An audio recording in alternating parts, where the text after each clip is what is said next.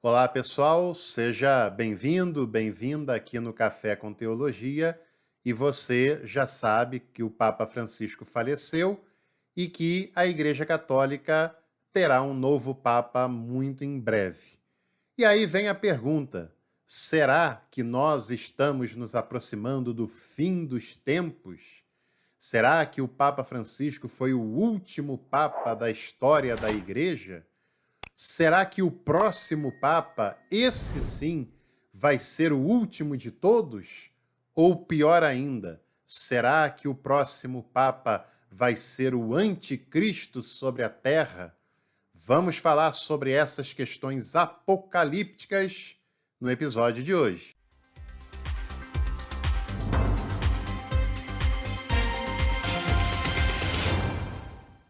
Eu aproveito para convidar você a fazer parte da nossa lista de transmissão no WhatsApp. Lá nós postamos conteúdos diários e o link está aqui embaixo na descrição desse vídeo. É sempre a mesma coisa, né? Fala a verdade. E eu confesso que eu tive que vencer um pouco da preguiça de falar sobre esses assuntos, porque toda vez que alguma coisa diferente acontece com o papado, sempre é a mesma história. Tudo bem que eu só presenciei a alternância 3 vezes, né? Mas nessas 3 vezes foi a mesma história.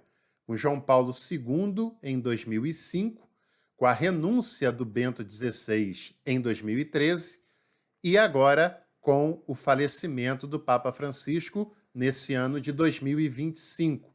Mas eu não me baseio apenas nessas 3 experiências, porque historicamente nós temos vários casos de pessoas, de movimentos que relacionam a história do pontificado com o fim do mundo, com o iminente retorno de Jesus à Terra, ou o fim apocalíptico de todas as coisas, dependendo da época em que isso era falado, ou então que relacionam o Papa com a manifestação do anticristo.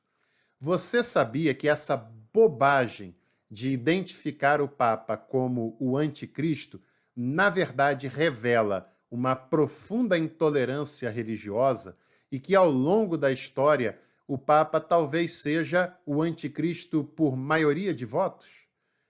Pois é, essa já é uma história antiga, quase sempre teve movimentos que identificavam o Papa como o anticristo. Não preciso nem dizer que tudo isso não deu em nada até o presente momento, né?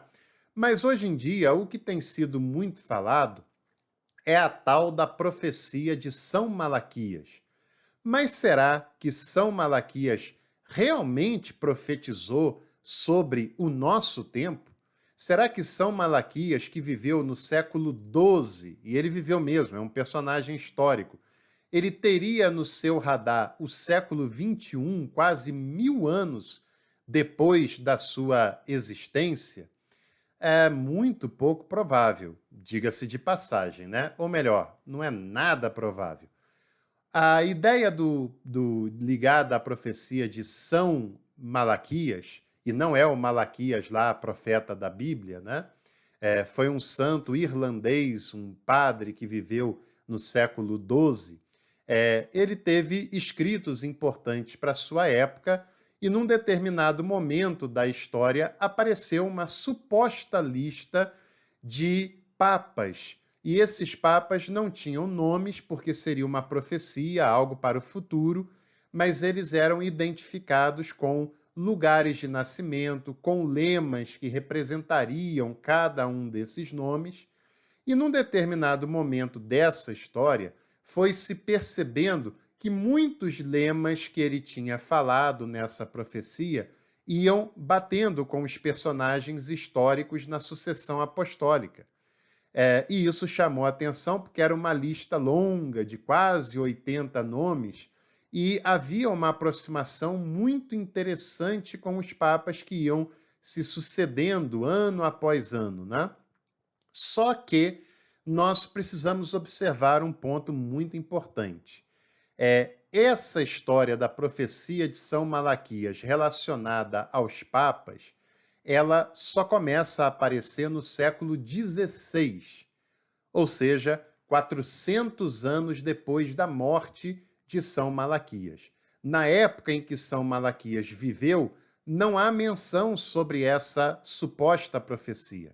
Não há documentos da época em que ele era contemporâneo de que ele teria feito profecias sobre os papas do futuro.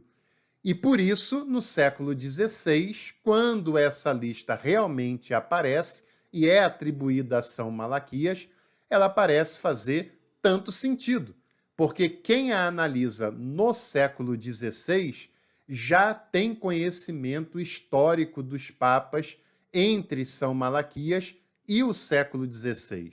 Então fica tudo muito mais fácil de adaptar. E é claro, esses lemas, esses nomes surgiram no século XVI olhando para trás. Aí é uma receita que não tem como falhar, que não tem como dar errado. E por parecer que essa lista batia sempre, mas lembre-se, é uma lista do século XVI e não lá no passado, quando ela foi feita, esses papas já tinham passado pelo trono de São Pedro, né? Então, é claro que quem fez já tinha em vista o acontecido.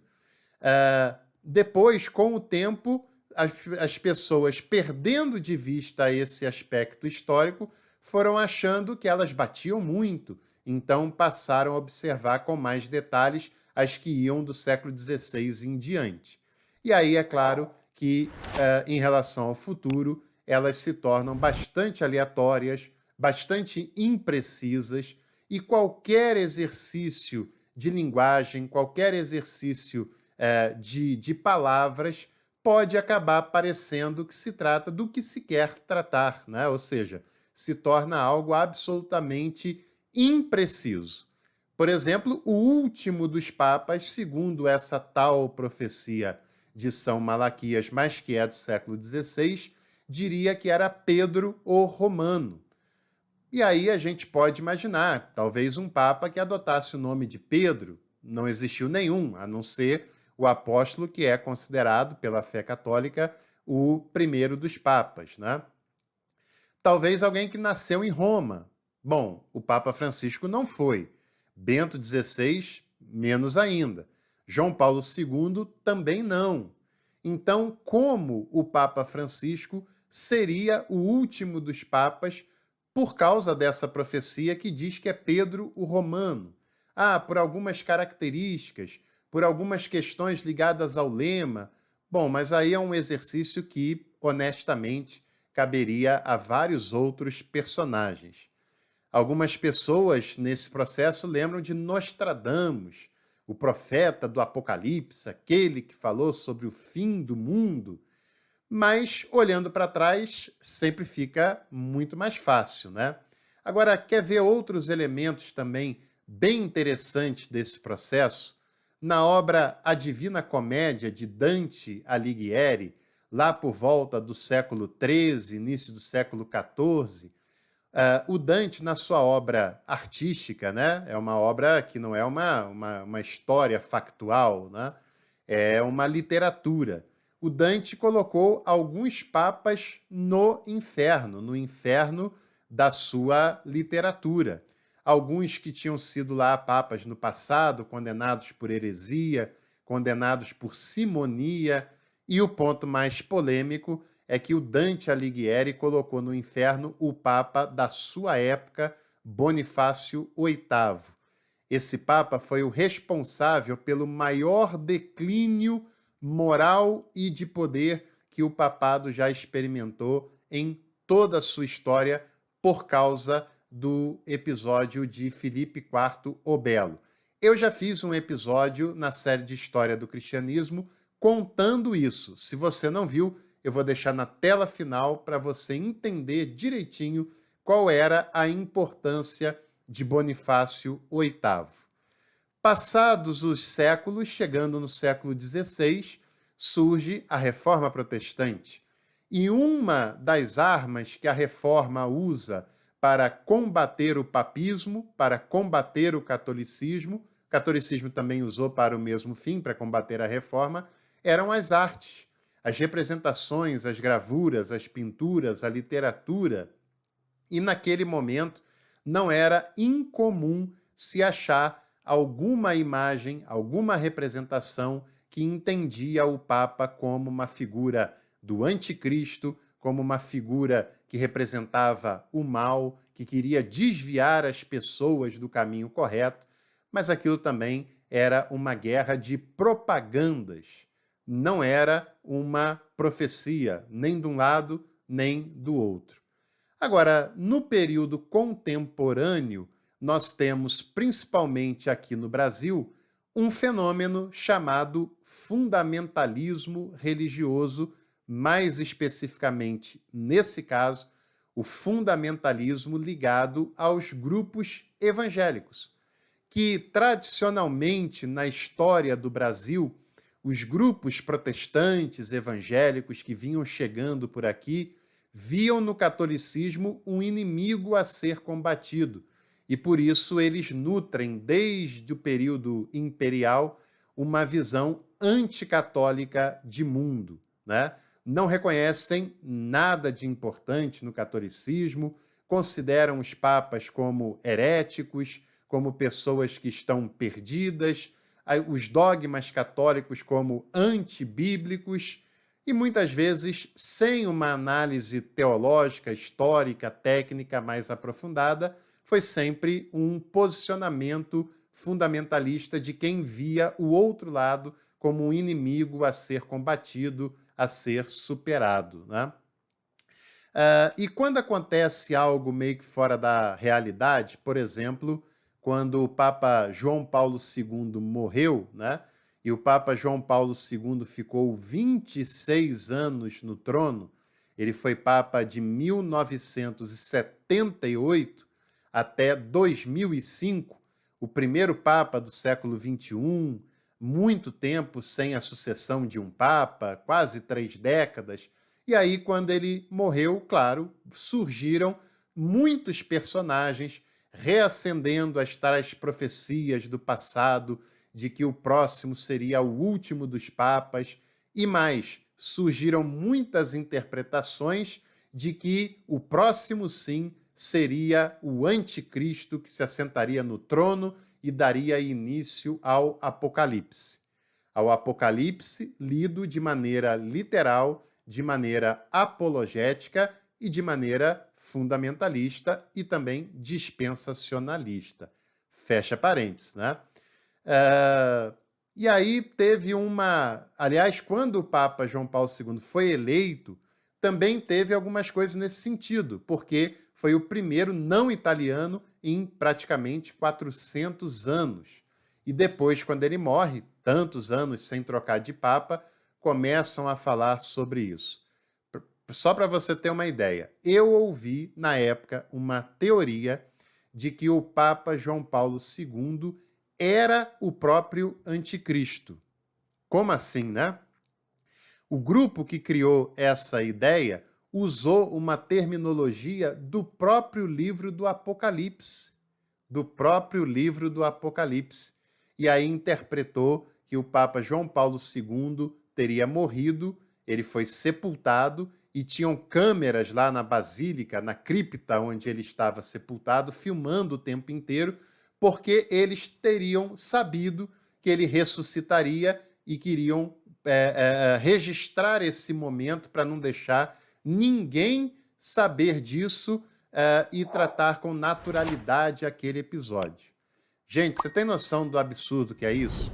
Você imagina o Papa João Paulo II, que já faleceu com idade avançada, com uma saúde muito debilitada, sair de dentro de 3 caixões, que era onde ele foi sepultado, e voltar a governar, e isso passar despercebido, gente? Pelo amor de Deus, um pouco de sanidade é importante em todos os momentos. A câmera é uma questão de segurança, não só na cripta de João Paulo II, mas em todo aquele complexo existem câmeras filmando tudo, é claro, né? Não bastando esse absurdo, veio Bento XVI. E aí, é claro, essa teoria cai por terra, se é que ela precisava cair por terra, né? Mas Bento XVI faz algo também muito diferente da normalidade. É o primeiro Papa desde Celestino V, desde 800 anos, a renunciar ao papado. Como pode? Ninguém nunca viu, na nossa geração, nas gerações anteriores, ninguém nunca viu um Papa renunciando ao cargo. Um Papa saindo do cargo e abrindo uma sucessão sem ter falecido. E aí, logicamente, abriu novamente essas especulações, dizendo por alguns tradicionalistas católicos de que ele foi forçado a renunciar porque o próximo seria o último Papa lá da lista de São Malaquias, ou seria o anticristo que tirou o verdadeiro sucessor do trono para governar e fazer o seu império.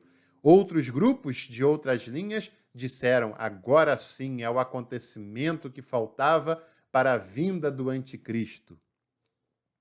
Bom, o Papa Francisco não foi isso, né? Pelo contrário, a principal liderança cristã do nosso tempo, a principal liderança cristã do tempo presente.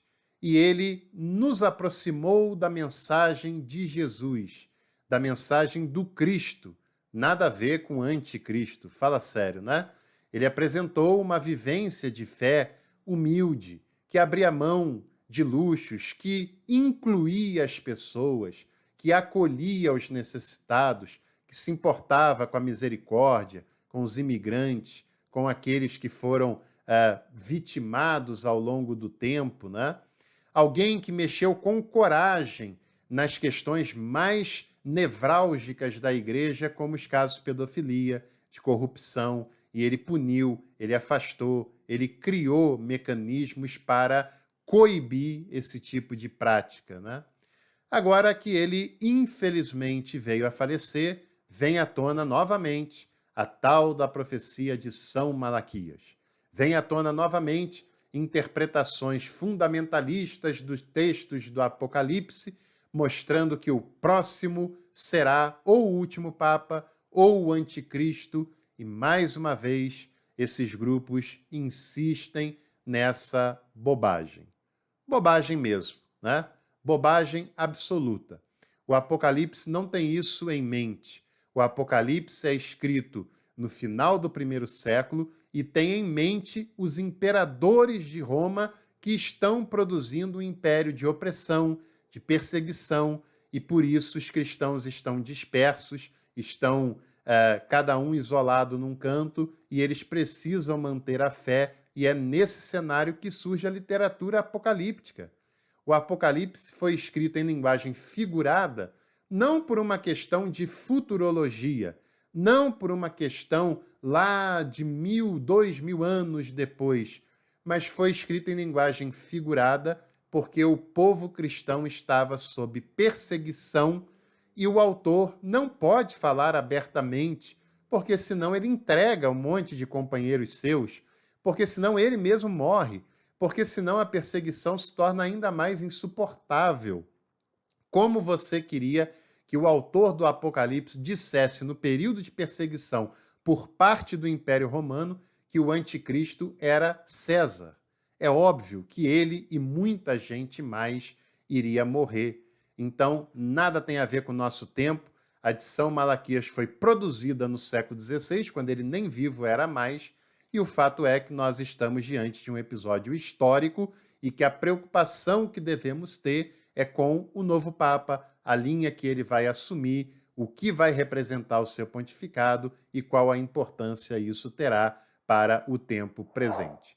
Fora isso, é bobagem, não caia nisso, se mantenha firme e fiel à informação de verdade, e nesse canal você encontra isso do ponto de vista teológico, histórico e também da contemporaneidade. Se você gostou, deixe seu like, inscreva-se no canal e em breve voltamos para mais Café com Teologia. Até lá!